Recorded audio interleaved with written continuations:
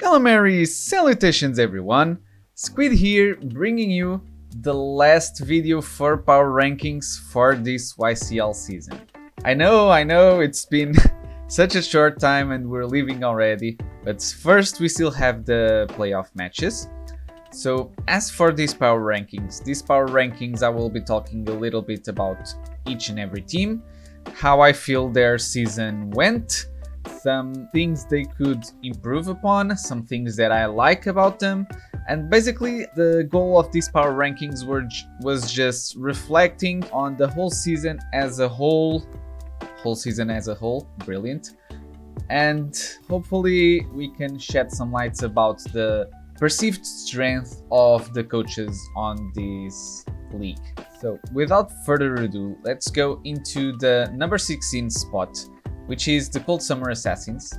By the way, the mons that will be highlighted will be their overall MVPs, not their last week's MVPs. When I look at the Cold Summer Assassins, they forfeited the last 2 weeks of the season. That's a clear red sign to me, because coaches, even though they are losing, should play all their battles. I mean, if we're playing Pokemon, it's because we like the game. Either we win or we lose, and forfeiting games is not ideal. The motivation that Souza had during this season probably reflected on his performance. He still had a couple good games. He even managed to snag a win. He had few removal options, but I still liked seeing the Cramorant being used by Souza. Even though he has the single strike Urshifu, I think the mon to highlight is rather the Cramorant. The way that Souza used it was really fun to see, and a breath of fresh air. Yeah, I hope that Souza overcomes whatever is bothering him about Pokemon, because Pokemon is a really good game. Next up we have Eli the Rebel and the Connecticut Solrock. So the Solrock didn't manage to win any game during the time they were with us. That's why they are sitting so low on the power rankings. That said, I still liked seeing him use the Rotom hit. It was instrumental in his last few matches, and his opponents mentioned how the Rotom hit would be troublesome for them to face. He managed to capitalize on it. That said, he still suffered a 6-0. It was to Monte, sure, but 6-0s never look good on you. That's why I put Eli at 15th spot. I think they have some good things to improve upon, but I'd like to see them use a team that they actually draft, so there's also that side of the coin. Next up, we have probably the most disappointing place of the season. It's the Miami Hitmar at the 14th spot. And we've talked about how Aldra is facing some real-life issues at the moment, so that surely reflected on his play during the season. In the first 2 weeks, he lost by the skin of his teeth, and I think he kinda lost motivation after that rough start. That said, I think we all believe that Aldra is a really good coach. He just had a bad season, and we're looking forward to see what the future brings us about Aldra. So the Garchomp was the main tool used by him, and he did utilize him well. I also liked seeing the Zarude, because Zarude didn't strike me as good as a pick as it actually is. I want to thank Aldra for changing my opinion on Zarude, but the season wasn't good for Aldra, so that's why they're sitting at the 14th spot. Talking about disappointing seasons, in the 13th spot we have Sen. Sen is the commissioner of the league. It was strange seeing Sen so beaten down, because I've known Sen for quite some time now, over a year, and he's always been at the top of the leagues he's playing. So seeing him not only miss playoffs, but look rather outplayed in most of his matches is kind of weird to me. He suffered from a post-draft symptom where he just traded away his team that he had and forgone, I don't know, his draft plan, and that left him with some very huge gaps on his team that he then had to spend some trades to make up for. That said, I really liked the Zapdos Galar pick. I'm considering picking it in a future draft league. I just like how Zapdos is such a good wall breaker, and the offensive playstyle of Zapdos really pairs up well with Sen's playstyle, so I think they're a match made in heaven. Zapdos Galar and Sen, but one thing that I have to note is that the Zero Aura was kind of underwhelming for Sen this season. It's the most KO'd mon of all season, and it's often a really high draft league threat.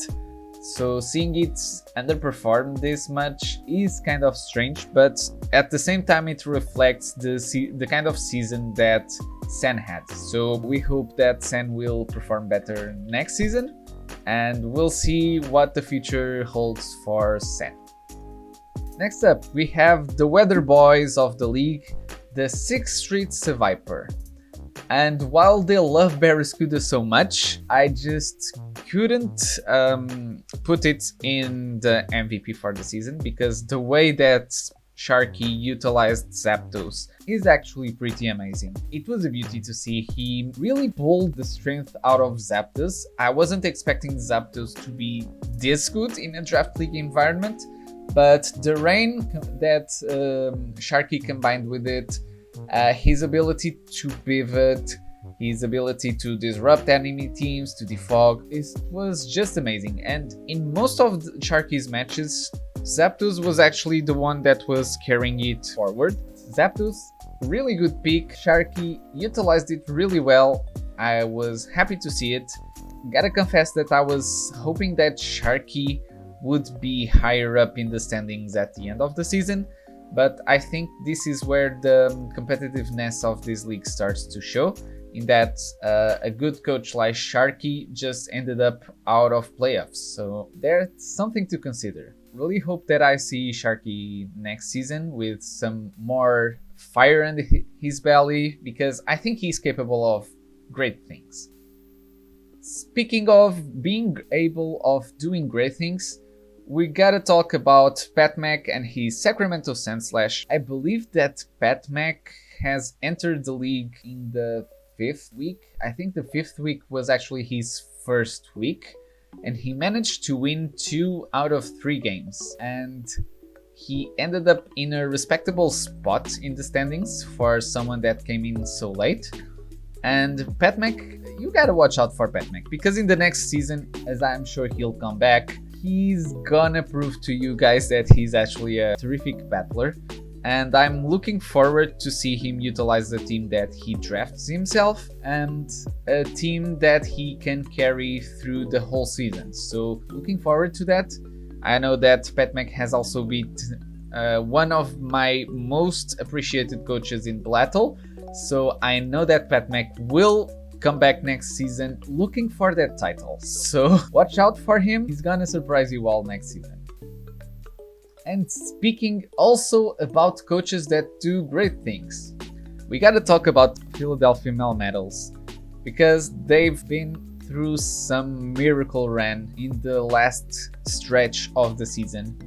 So let's remind ourselves that this team was actually 0-4 in the start of the season, and they ended up winning all of his last 3 matches. Sure, one of them was a forfeit win, okay, but they managed to beat Sven Thun, which I consider to be one of the 4 top coaches of the league right now. It was really impressive by Cherry in this last stretch of the season. The Jolteon came in clutch to grab him his first win, and I'm looking forward to see how Cherry performs against Bishmi. We'll see if Cherry is one of those coaches that has a late season resurgence and just begins a whole miracle run that takes him all the way to finals. I don't know. Stay tuned to the games to find out that. Next, we have the man, the myth, the legend, Southside Braves. My fellow co-host of the power rankings for the first 3 weeks. He's been kind of an up and down season. He's also been through some issues in his real life that he made public, and I really wish him all the best, and I hope he manages to go through the struggle that he's facing right now, that might have affected his performance this season, because at the beginning of the season Braves was surely performing better than I expected him to, and all credit to him. But at the end of the season he was more irregular. That said, there was one regular thing about his season, and that thing was Azumarill. Azumarill was so great for Braves. He managed to capitalize on its offensive capabilities. I'm still looking forward to seeing a Perish Trapping or a Sap Sipper Azumarill being utilized by him, but we'll have to wait and see. And Azumarill is a great mon. Who would have said that a Water Fairy would actually be a great mon, right? So good luck to Braves in his round 1 playoffs. Let's see how he performs against Lucas, because it's sure as hell is a tough opponent to face in round 1 playoffs. We'll see how he fares. So next up we have the Sydney 6, Sidon, utilizing his Tapu Lele to demolish his opponents. His game plan generally was revolving around Tapu Lele being able to sweep the rest of the enemy team, and to be fair, that's a pretty good plan, because if there's a mon that can do that, it's Tapu Lele. Tapu Lele has such an amazing coverage, such an insane special attack stat, a really respectable special defense stat, and most of all, Psychic Terrain to demolish the opponents. So that's a pretty deadly combination, and Tapu Lele and Sydney 6 combination was really good this season. That said, Sidon, I've mentioned multiple times now that he's kind of a hit and miss coach to me. There's some weeks where he really performs so incredibly well, where you can see that all of his prep just comes to play and is so brilliant to see. And there's some weeks where he just falls flat and is maybe capable of being 5-0'd or 6-0'd. So those are the two sides of his coin. And I think in the future, Sidon should improve upon consistency, because consistency is what actually will make him win more games. So let's see if Sidon can improve upon those things in the future. That said, I don't know if they are returning for the Season 3 YCL. If they don't, I wish him all the best, and I hope to see him in a future draft league. In the number 7, we have the Rustboro City Rejects. Arts was one replacement coach of the league, and he really did perform very well with a team that only has one defogger, so props to him. We gotta talk about that Urshifu Rapid Strike. It was amazing to see him utilized by Arts. Arts really pulled the best out of the Urshifu. Those bulk up sets were very deadly. The Urshifu being a really good pick, and also paired with the Rillaboom, and at the end of the season with the Cresselia. I liked seeing the Cresselia very much. It's such a bulky mon and so tough to break down. It's actually insane. And I really want to see what Arts cooks up against Sventhun. Sventhun is an amazing opponent, so Arts will have a lot of work ahead of him to face off against. So good luck to Arts on that match, and we'll see how that one goes. Next we have the GOAT, Bishmi, and his Trash Town Thieves. Bishmi was really good most of the season, but I think Bishmi still has a problem in that he sometimes will tilt. Yeah, I think tilt is the word, because there's some instances where Bishmi is ahead on the match and he just makes a weird play, and that weird play might cost him the game. And that's basically why Bishmi lost most of his matches. That said, in general sense, he did perform really well. And the mon that most surprised me on his team was actually the Alolan Executor. I wasn't aware that Alolan Executor was such a potent threat and a really good wall breaker that Bishmi has. Props to him for utilizing the Alolan Executor so well, and we'll see how Bishmi fares in the playoffs, because I'm really expecting him to at least reach the division finals. Oh no, he can't do that because he has to face Phantom. I'm hoping that Bishmi will at least reach the quarterfinals. That's where I think he'll be at.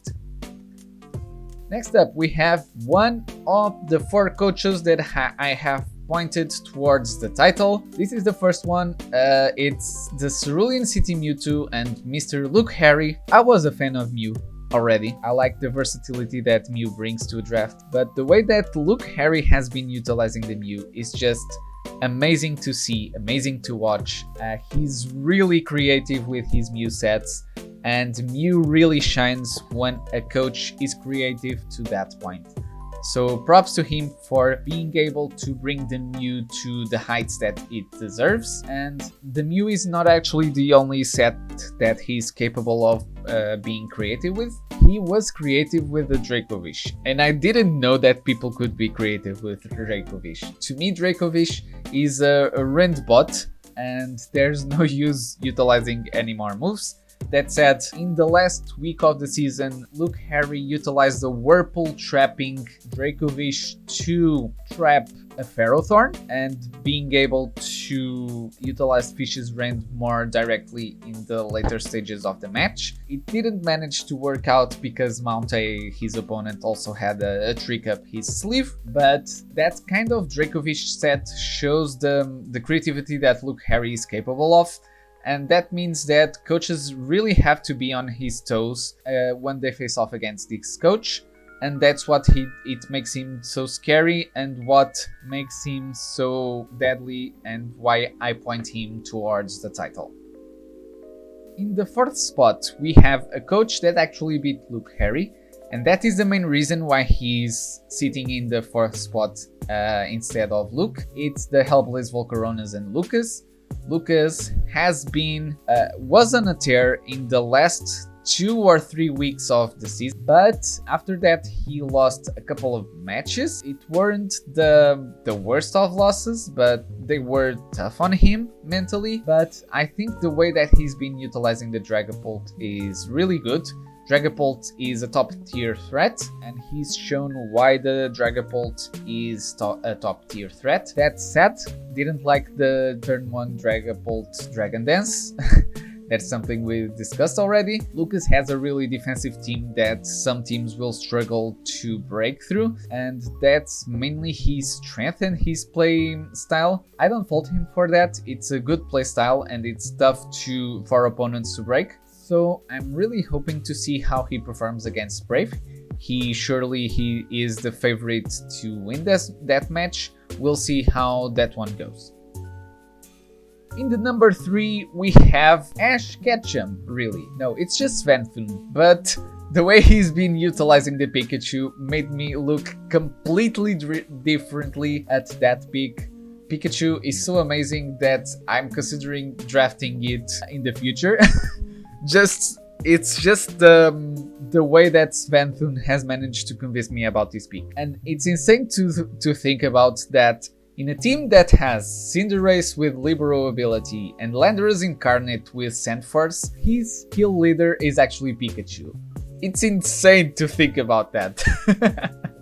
Sventhun is an amazing coach. He's really a fan of the Toxic Spikes, with good reason, and he's one of the 4 coaches that I have pointed towards the title.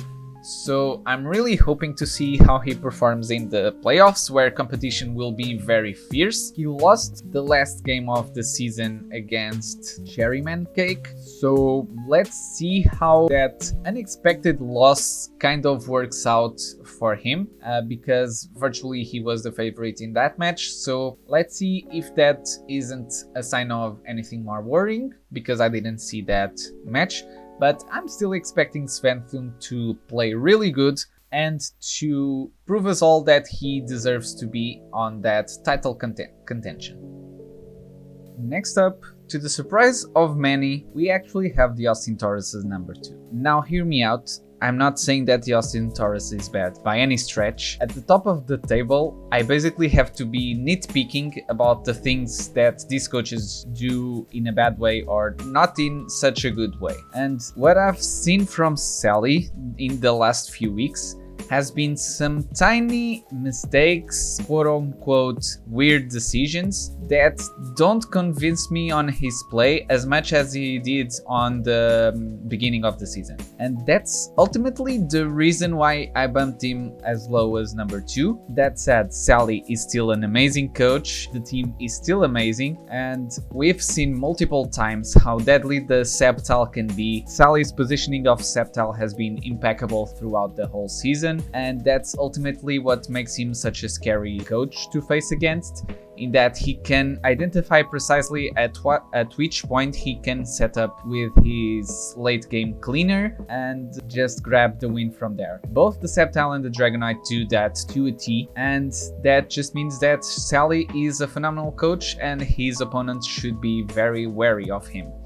That said, I believe that in the last few weeks, Monte has overperformed Sally by the tiniest margin, actually, because both of these coaches are really good and almost flawless in their play. But the thing is, I can see some potential weak spots in Sally's play at the moment, whereas Monte, after his first week loss against Braves and after he changed his team, he's been almost playing perfectly, with the few inches that he gives to the enemy coaches. That just results in him being able to 6-0 the opposing coach not only once but twice, and he didn't do it with a sweep, he did it with straight out plays throughout the whole match, and that's even more impressive than a 6-0 sweep. Quote me on that. The main reason that the immunity idols have been performing so well is actually the way that Monte has been utilizing the Silvally, the Windows 95 upgraded to